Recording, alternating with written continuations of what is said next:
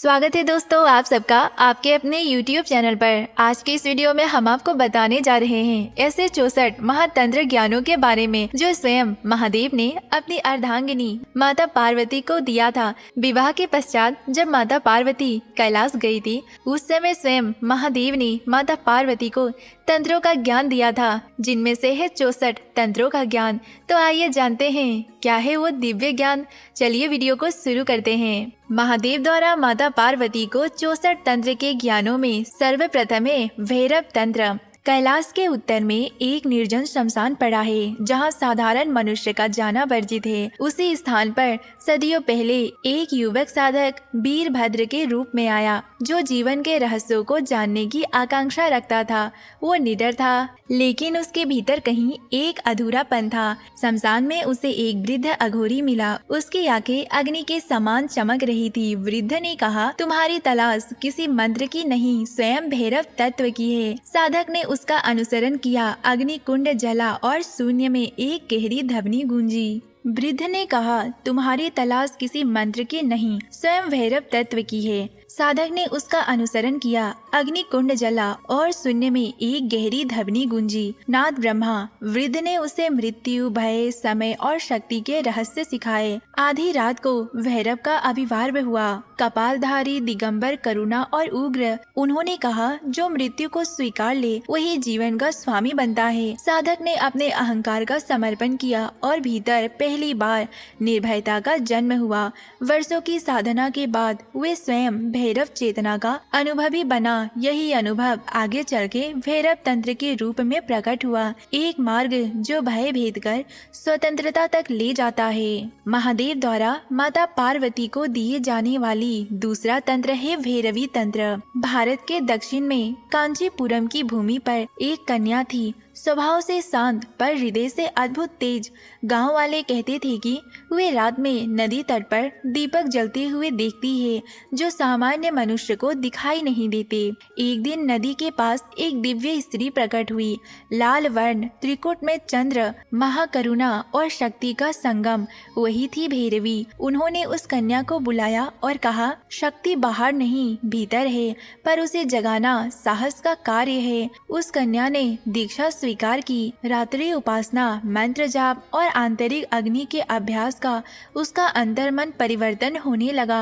भय टूटे, भावनाएं निर्मल हुई और एक दिन भैरवी स्वयं उसके ध्यान में तेजस्वी प्रकाश बनकर उतरी। उन्होंने कहा, स्त्रीत्व केवल कोमलता नहीं अस्तित्व का मूल बल है। वो छोटी सी कन्या आगे चलकर महासिद्ध साध्वी बनी। उसकी अनुभूतियाँ भैरवी तंत्र का आधार बनी, एक ऐसा मार्ग जो साधक को आंतरिक जागरण, प्रेम, रौद्र और करुणा में संतुलन लाता है। शिव द्वारा माता पार्वती को दी जाने वाली तीसरा तंत्र है कालिका तंत्र। भारत के कामरूपा की पहाड़ियों में एक तीर्थ है जहाँ कोई सूर्यास्त के बाद नहीं जाता था। वहाँ एक युवक साधक दर्पण ज्ञान की खोज में पहुँचा। उसका हृदय बेचैन था। वो समय परिवर्तन और विनाश के गूढ़ रहस्यों को समझना चाहता था। एक रात्रि वो गहरी ध्यान अवस्था में था। अचानक पृथ्वी कांप उठी और उसके सामने अंधकारमय प्रकाश प्रकट हुआ। उसी में से प्रकट हुई महाकालिका, उनका काला रूप परंतु अत्यंत करुणा की उपस्थिति। उन्होंने कहा, समय किसी का मित्र नहीं, पर जो समय को समझ ले वो उसके परे हो जाता है। दर्पण ने तांत्रिक साधना का आरंभ किया। सब साधना, यंत्र पूजन और नाद की अनुभूति। धीरे धीरे उसे दिखने लगी कि दुनिया में जो भी बदलता है वो कालिका की लीला मात्र है। एक दिन साधना में उसे महाकाल की अनुभूति हुई। सृष्टि का संहार का संयुक्त नृत्य उसकी चेतना में एक नई दृष्टि उत्पन्न हुई। दर्पण लौटकर महान आचार्य बना और उनकी अनुभूतियाँ कालिका तंत्र के रूप में प्रसिद्ध हुई। शिव द्वारा माता पार्वती को दिए जाने वाला चौथा तंत्र है तारा तंत्र। बंगाल की गंगा धारा के किनारे एक गांव था जहां एक विद्वान पंडित नागेश्वर रहता था। ज्ञान के बावजूद उसे जीवन में निराशा घेरे हुए था। एक रात बाढ़ में उसकी नाव उलट गई। वो जीवित बचने की आशा छोड़ चुका था। अचानक एक नीला प्रकाश उसके सामने आया। एक दयामयी स्त्री जिनके होठ लाल, नेत्र विशाल और भाव मातृत्व भरे। वही थी तारा, मोक्षदायिनी और रक्षक। उन्होंने कहा, जिसे संसार डुबा दे उसे मैं तैराती हूँ। नागेश्वर बच गया और उसने तारा माता की साधना शुरू की। तारा ने उसे उच्चतम ज्ञान दिए। धवनी, शून्यता और करुणा, ये तीनों ब्रह्म ज्ञान दिए। धीरे धीरे नागेश्वर का हृदय शांत हुआ और उसमें दिव्य ज्ञान का उदय हुआ। उसके अनुभव आगे चलकर तारा तंत्र बने, करुणा, संरक्षण और ज्ञान को एक सूत्र में बांधने वाली मार्ग। अब जानते हैं शिव द्वारा माता पार्वती को दी जाने वाली पांचवे तंत्र के बारे में, जो है छिन्न मस्ता तंत्र। नेपाल के पहाड़ों के बीच एक रहस्यमय गुफा थी, जहां साधक जाना तो चाहते थे लेकिन जाने का साहस कम ही कर पाते थे। उस गुफा में गया वीरनाथ, जो अपने भीतर की वासना और भय से लड़ रहा था। वो आत्मा त्याग का मार्ग खोज रहा था। गुफा के भीतर उसे एक मूर्ति दिखी, स्वयं का कटा हुआ मस्तक हाथ में लिए, रक्त की धारा पिलाती हुई देवी छिन्नमस्ता। ध्यान में अचानक देवी प्रकट हुई। उन्होंने कहा, अहंकार त्याग दो, तभी ऊर्जा मुक्त होगी। वीरनाथ ने कठिन साधना की, आहार नियंत्रण, श्वास का बलिदान, भाव की बलि। धीरे धीरे उसका मन टूटने लगा, पर उसी टूटन में उसे शक्ति का रहस्य मिला। सच्चा बल त्याग में है, न कि संग्रह में। उसकी अनुभूति बाद में छिन्नमस्ता तंत्र के रूप में प्रसिद्ध हुई। भगवान शिव द्वारा माता पार्वती को दी जाने वाली छठा तंत्र है त्रिपुर सुंदरी तंत्र। महाकाशी के दक्षिण में एक प्राचीन आश्रम था, जहाँ एक सौम्य स्वभाव का युवक शांतनु रहता था। वो वेदों का ज्ञान रखता था, पर उसका मन कहता था कि सत्य का कोई और अधिक सूक्ष्म रूप भी है। एक दिन ध्यान करते हुए उसने देखा 3 प्रकाश कुंडलिनियाँ उसके सामने प्रकट हुई, एक लाल, एक सफेद और एक सुनहरी, और इन तीनों से एक मधुर स्त्री का स्वर निकला, हम त्रिपुराए हैं, लेकिन सार एक ही है। त्रिपुर सुंदरी सौंदर्य और चेतना का मूल स्वरूप है। शांतनु ने उसका निर्देशन माना और स्त्री विद्या का साधना प्रारंभ किया। महीने तक वो श्री चक्र की रेखाओं में डूबा रहा। एक एक आवरण उसकी चेतना खोलता चला गया। एक रात्रि पूर्णिमा के प्रकाश में त्रिपुर सुंदरी उसके ध्यान में साक्षात प्रकट हुई। किशोरी भोग, निवृत्ति की अधित्राष्टि और ज्ञान की प्रतिमूर्ति। उन्होंने कहा, सत्य आनंदमय है और आनंद भीतर है। वो दिवस शांतनु के लिए अंतिम द्वार था। उसकी चेतना समाधि को प्राप्त हुआ। आगे चलकर उसकी अनुभूति त्रिपुर सुंदरी तंत्र के रूप में फैली, जो सौंदर्य, अस्तित्व और आदि शक्ति का एकता का मार्ग है। भगवान शिव के द्वारा माता काली को दी जाने वाली 7वां तंत्र है काली तंत्र। बंगाल के अरण्यों में एक युवक बलराम क्रोध और पीड़ा से भरा भटकता रहता था। जीवन की असफलताओं ने उसे कठोर बना दिया। एक रात आवेश में वो शमशान पहुंचा। चिता धुएं के बीच बैठकर जीवन को कोसा। तभी आकाश में मृदंग गूंजने की आवाज उठी और प्रचंड रूप में माता काली प्रकट हुई। गले में मुंडमाला, हाथों में शक्ति का तेज। वे क्रूर नहीं बल्कि करुणा की अग्नि थी। उन्होंने कहा, जिसे तुम क्रोध कहते हो वही ऊर्जा है, उसे रूप दो। बलराम ने दीक्षा ली। उसने काली की साधना की। भीतर के अहंकार को स्वीकारते हुए धीरे धीरे उसके भीतर का बल एक स्पर्श शक्ति में बदल गया। एक दिन ध्यान में उसे दिव्य अनुभूति हुई। माता काली का नित्य, जो समय, ऊर्जा और मृत्यु को एक साथ समेटता है। बलराम का क्रोध शांत हो गया। वो स्थिर और जागरूक हुआ। उसकी अनुभूतियाँ आगे चलकर काली तंत्र का आधार बनी। अंधकार को प्रकाश में बदलने की साधना है काली तंत्र।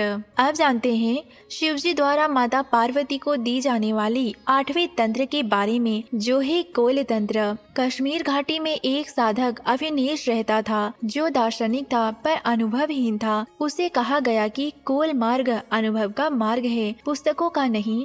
वो एक अघोर गुरु काशी राज से मिला, जो साधारण रूप में रहकर भी असाधारण ऊर्जा से भरपूर थे। गुरु उसे पहाड़ों, झरनों और एकांत कंदराओं में ले गए। काशी राज ने कहा, शिव और शक्ति कोई बाहर की चीज नहीं, शरीर, मन और प्राण में ही पूर्ण स्थिर है। अभिनवेश ने साधना शुरू की। श्वास से चेतना को जागृत किया, मन का विलयन किया और संसार को दिव्य दृष्टि से देखना प्रारंभ किया। समय के साथ उसने देखा कि प्रकृति और मनुष्य में कोई भेद नहीं। एक रात गुरु ने अंतिम उपदेश दिया, कोलता वही है जहाँ अनुभव ही धर्म बन जाता है। उसकी अनुभूति कोल तंत्र कहलाई, अनुभव और जीवन मुक्ति का मार्ग बना।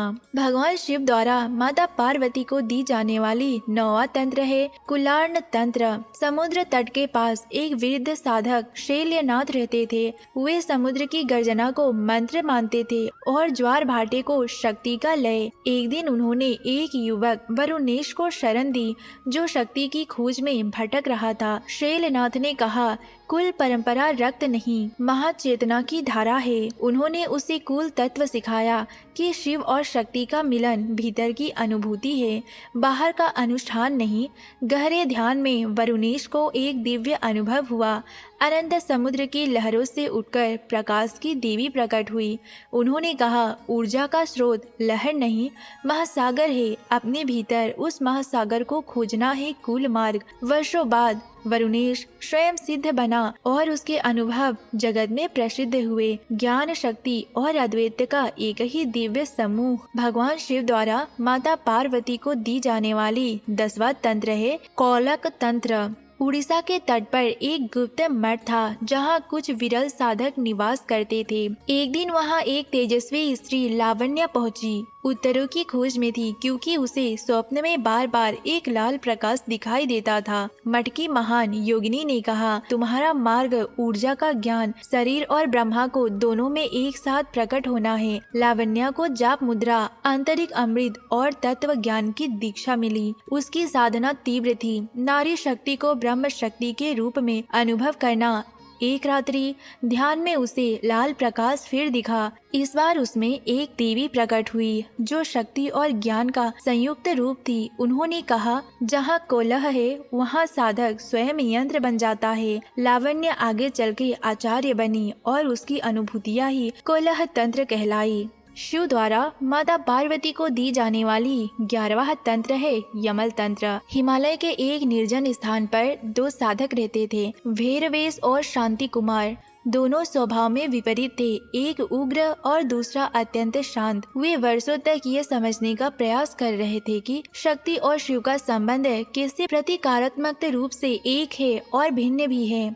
एक रात गहरे ध्यान में उन्होंने 2 प्रकाश की किरणें देखे, एक लाल एक श्वेत, जो धीरे धीरे एक दूसरे में विलीन हो गए। उसी क्षण एक दिव्य वाणी सुनाई दी, विरोध 2 नहीं होते, वे एक ही युग में है। ये अनुभव उन्हें यमल तत्व के रहस्य तक ले गया, जहाँ द्वैत केवल खेल बन गए। फिर दोनों साधकों ने साधना जारी रखी और प्रकट हुआ जो एक मार्ग से नहीं समझा जा सकता, वो युग्म पद्धति से स्पर्श हो जाता है। उनके अनुभव आगे चल के यमल तंत्र कहलाए, जो साधना के 2 सूत्र के एकमात्र मार्ग है। शिव द्वारा माता पार्वती को दी जाने वाली 12वां तंत्र है रुद्र यमल तंत्र। महाकाशी के एक प्राचीन गहन वन में एक तपस्वी दृढ़नाथ रहते थे जो रुद्र भाव का उपासक माने जाते हैं, लेकिन उसे ज्ञान पूर्ण नहीं लगता था। उसके भीतर प्रश्न था कि शिव का रुद्र रूप ब्रह्म के करुणा रूप से कैसे जुड़े हैं। एक दिन वो एक निर्जन स्थान पर साधना कर रहा था। उस वक्त आकाश में बिजली चमकी और 2 भव्य व्यक्तित्व प्रकट हुए,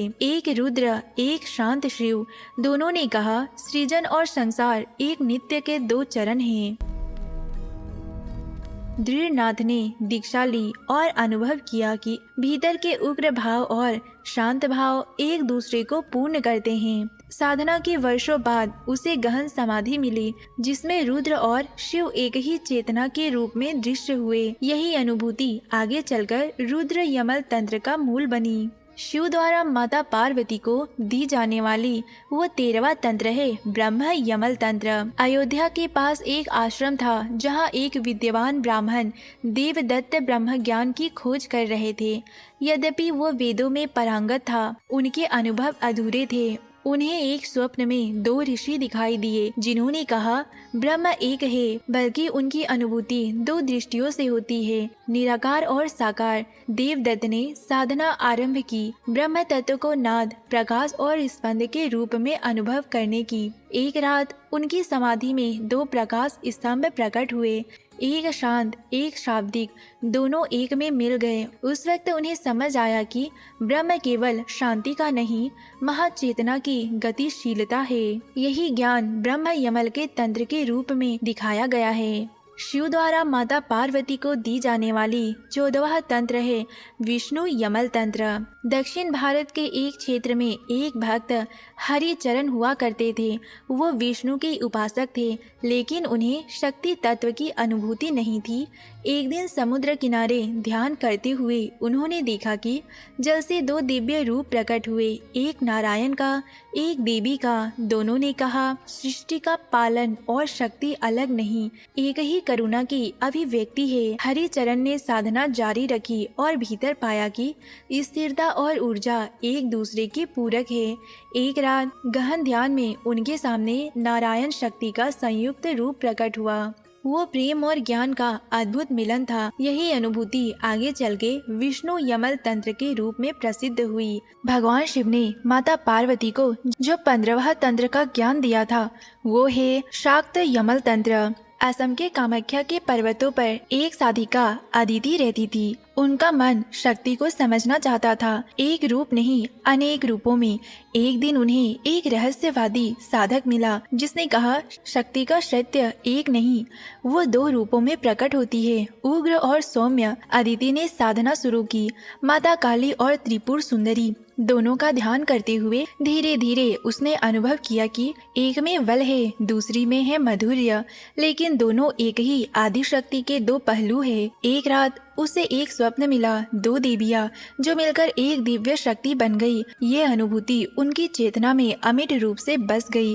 अदिति बाद में एक महान योगिनी बनी और उनकी साधना से शाक्त यमल साधना का परंपरा शुरू हो गया। शक्ति के द्वैत स्वरूप में अनंत अद्वैत का दर्शन है। भगवान शिव ने माता पार्वती को जो 16वां तंत्र का ज्ञान दिया था वो है श्री विद्या तंत्र। दक्षिण के कांचीपुरम के महान आचार्यों के बीच राजगुरु वर्जाचार्य का नाम आदर से लिया जाता है, परंतु उनके भीतर एक प्रश्न गूंजता रहता था, यदि ब्रह्म आनंद है तो वो अनुभव कहाँ है।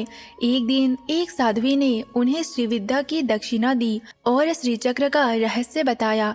ये केवल यंत्र नहीं, मनुष्य की चेतना का मानचित्र था। वर्दाचार्य ने साधना शुरू की। पश्चिम मंत्र, श्री चक्र की रेखाएं और सौंदर्य का ध्यान साधना। धीरे धीरे उन्हें प्रतीत हुआ कि ब्रह्म केवल ज्ञान नहीं, आनंद का स्रोत भी है। पूर्णिमा की रात जब वे ध्यान में बैठे थे, त्रिपुर सुंदरी के दिव्य रूप का उन्हें दर्शन हुआ, कोमल पर अत्यंत तेज से भरा। उन्होंने कहा, ज्ञान जब हृदय में उतरता है तब वो आनंद बनता है। वो अनुभव वर्दाचार्य के लिए जीवन परिवर्तनकारी था। उनकी अनुभूतियाँ आगे चल के श्री विद्या तंत्र कहलाई, ज्ञान, सौंदर्य और आनंद की दिव्य साधना। भगवान शिव ने माता पार्वती को जो 17वां तंत्र का ज्ञान दिया वो है भुवनेश्वरी तंत्र। उड़ीसा के समुद्र तट पर एक साधिका मंजरी रहती थी। उसे संसार की व्यापकता से हमेशा आश्चर्य होता था। आकाश, समुद्र, हवाएं सब जैसे किसी महाशक्ति की बाहें थी। एक दिन ध्यान में उसके सामने आकाश फटा और एक दिव्य शक्ति प्रकट हुई। भुवनेश्वरी जो समस्त ब्रह्मांड का विस्तार है, वे शांत थी, लेकिन उनकी विशालता में अनंत शक्ति थी। उन्होंने कहा, विस्तार को ना डर, उनमें ही तुम्हारा सत्य है। मंजरी ने दीक्षा ली और भुवन तत्व की साधना शुरू की। धीरे धीरे उसने जाना कि मन, श्वास और चेतना का विस्तार ही वास्तविक ब्रह्म अनुभूति है। साधना के शिखर पर उसे एक ऐसा अनुभव हुआ कि संपूर्ण आकाश उसके भीतर समा रही है। उसकी चेतना ब्रह्मांड के विस्तार में विलीन हो गई। यही अनुभूति भुवनेश्वरी तंत्र का आधार बनी। भगवान शिव ने माता पार्वती को जो 18वां तंत्र का ज्ञान दिया वो है मातृका भेद तंत्र। भारत के कश्मीर के एक पुरातन पट में बोधिसेन नामक एक साधक रहता था। अक्षरों और ध्वनियों का शोध करता था। वो मानता था कि ब्रह्मांड शब्द से बना है, लेकिन उसे शब्द का रहस्य समझ नहीं आता था। एक दिन गहन साधना में उसे एक दिव्य शक्ति दिखाई दी। मातृकाएं जो अक्षरों के रूप में ब्रह्म की ऊर्जा को धारण करती है। उन्होंने कहा, इस संसार का हर स्वर एक शक्ति है। इन शक्तियों का भेद ही ज्ञान का द्वार है। बोधिसेन ने साधना शुरू की। नाद ध्यान, बीज अक्षरों का अनुभव और अक्षरों की स्पंदनशीलता को समझना, धीरे धीरे उसे स्पष्ट हुआ कि विचार, भाव और प्राण सब ध्वनि के ही रूप है। एक रात नाद की समाधि में उसकी चेतना अनाहत ध्वनि में विलीन हो गई। ये अनुभूतियाँ मातृका भेद तंत्र के रूप में संग्रहित हुई। ध्वनि और चेतना का अद्भुत रहस्य है ये। भगवान शिव जी द्वारा माता पार्वती को सुनाई गई 19वां तंत्र है कामाख्या तंत्र। नीलगिरी पर्वत पर स्थित कामाख्या पीठ के बारे में अनेक कथाएं प्रचलित थी, लेकिन वहां के गहन रहस्यों को मात्र कुछ साधक ही जानते थे। एक दिन एक युवक हर्षकेतु वहां पहुंचा, जो शक्ति की साक्षात अनुभूति चाहता था। उसे एक बुद्ध योगिनी मिली, जिन्होंने कहा, कामाख्या वो स्थान है जहाँ इच्छा और ऊर्जा एक हो जाते हैं। हर्षकेतु ने मंत्र साधना, रात्रि उपासना और देवी के योनि पीठ की ध्यान साधना की। धीरे धीरे उसने अनुभव किया कि मन की इच्छाएं बंधन नहीं, यदि वे शक्ति में रूपांतरित हो जाए। एक रात देवी कामाख्या उसके सामने प्रकट हुई, लाल वर्ण, असीम कृपा और आंतरिक बल से दिव्य। उन्होंने कहा, इच्छा ही सृष्टि का प्रथम स्पंदन है। हर्षकेतु की साधना सिद्ध हुई और उनकी अनुभूतियाँ कामाख्या तंत्र के रूप में प्रसिद्ध हुई। भगवान शिव द्वारा माता पार्वती को दी गई 20वां तंत्र है महाकाली कुल तंत्र। बंगाल के ग्रामीण क्षेत्रों में एक काली उपासक परंपरा थी, जिसे काली कुल कहा जाता है। इसी परंपरा में एक साधक नृसिंह दास ने जन्म लिया। वो बचपन से ही देवी के उग्र रूप की ओर आकृष्ट था। बड़े होने पर वो अघोर साधकों के संपर्क में आया, जिन्होंने कहा, महाकाली का मार्ग वो है जो डर को भेद कर सत्य तक ले जाता है। नृसिंह दास ने महाकाली कुल साधना शुरू की। भीतरी ऊर्जा का जागरण। एक रात उसे एक तीव्र अनुभव हुआ, मानो देवी स्वयं उसके भीतर नृत्य कर रही हो।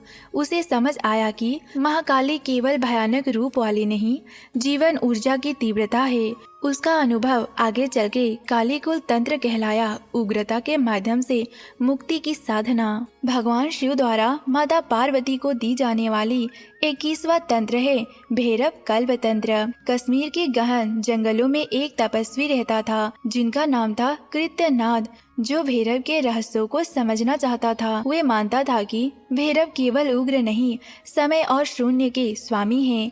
एक दिन एक निर्जन गुफा में तपस्या करते हुए उन्हें एक भयावह स्वर सुनाई दिया, मगर वो स्वर भयभीत करने वाला नहीं, बल्कि आवाहन करने वाला था।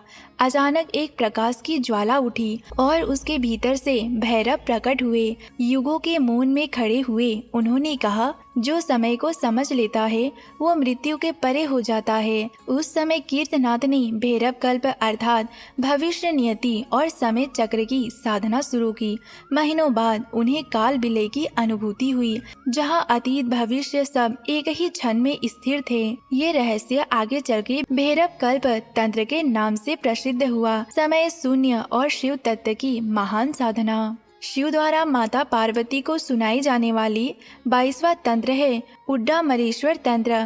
नेपाल की सीमा पर एक पर्वत था, जहां देवताओं और सिद्धों की गाथाएं प्रचलित थी। वहीं एक युवा साधक उज्जवल शक्ति साधना में मग्न था। उनका स्वभाव उग्र था। गुरु ने उसे उड्डामरेश्वर साधना दी, एक ऐसा रूप जो अत्यंत बल, वायु तत्व और अवरोध विनाश की प्रतीक है। ध्यान में एक दिन उसके सामने एक विशाल देवता प्रकट हुए, प्रचंड तेजस्वी और वायु के समान वेग वाले। उन्होंने कहा, ऊर्जा को रोका नहीं जाता, उसे दिशा दी जाती है। उज्जवल ने साधना जारी रखी। धीरे धीरे उसका उग्र स्वभाव नियंत्रण में बदल गया। वो समझ गया कि शक्ति जब अनियंत्रित होती है तो विनाश लाती है, और जब नियंत्रित होती है तो सिद्धि देती है। उसके अनुभव से उड्डामरेश्वर तंत्र की परंपरा प्रकट हुई। शिव द्वारा माता पार्वती को दी जाने वाली 30वां तंत्र ज्ञान है रुद्र तंत्र। वनवासियों का एक प्राचीन परंपरा में रुद्र को आदिम शक्ति माना जाता था। इसी परंपरा में जन्मा एक बालक सूर्य बचपन से ही तूफानों, आंधियों और अग्नि से नहीं डरता था। उसका मन आक्रोश और करुणा दोनों को समझना चाहता था। एक साधक ने उसे बताया, रुद्र वो है जो भीतर की अशांति को भी दिव्यता में बदल सकता है। सूर्य ने रुद्र की उपासना शुरू की। एक दिन जंगल में ध्यान करते हुए उसे अग्नि के बीच शिव के रुद्र रूप दिखा, महातीव्र फिर भी प्रेम से भरा। उन्होंने कहा, उग्रता ही ऊर्जा है, उन्हें समझो, दबाओ मत। सूर्य ने वर्षों तक साधना की और भीतर का तूफान धीरे धीरे स्थिर ऊर्जा में बदल गया। उसकी अनुभूति रुद्र तंत्र के समान संकल्पित हुई। साहस, परिवर्तन और तेज तत्व की साधना। शिव द्वारा माता पार्वती को दी जाने वाली 24वां तंत्र है त्रिक तंत्र। भारत के कश्मीर में महान दार्शनिक वसुगुप्त का शिष्य अभय त्रिक दर्शन का अनुभव करना चाहता था। शिव शक्ति और जीव की त्रयी। उसका मन कहता था कि तीनों अलग अलग है और एक भी। गुरु ने उसे पर्वत की चोटी पर भेजा। वहाँ ध्यान करते हुए उसे 3 ज्योतियाँ दिखी, लाल, नीला और स्वर्ण। धीरे धीरे वो तीनों ज्योति एक ही हो गए और एक दिव्य स्वर बोला, एक ही चेतना 3 रूपों में खेल रही है। साधना के महीनों बाद उसने अनुभव किया कि संसार, मन और आत्मा सभी एक ही चेतना का कंपन है। उसका अनुभव आगे चल के त्रिक तंत्र का आधार बना।